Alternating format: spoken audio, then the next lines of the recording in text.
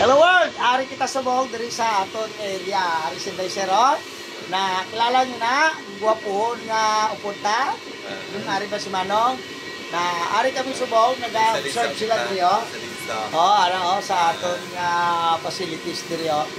Na ga-extract kami subong. So ari sila galibot-libot diri oh. Okay. Na sa boiler na kita kag sa steamer ta. Ara ang aton condenser oh, na gina-condense na. May igot ato nga naga-load pa oh. Na gwapuhon ta nga nuno. Okay. So mo ni subong.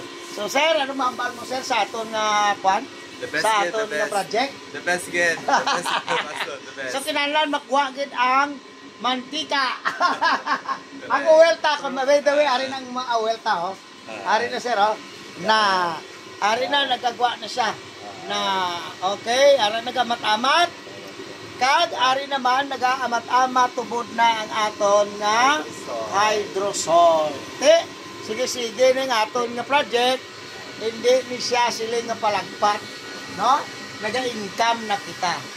Sige lang, amat-amat lang ha. Hindi magkasubo ang aton nga mga partner. Wala tulatan nyo lang. Tanom lang balata ha. No, isipan nyo lang galing ang inyo na nga gastos pag may income na kamo. Okay, sir? Ayos, mabuhay kita tanan.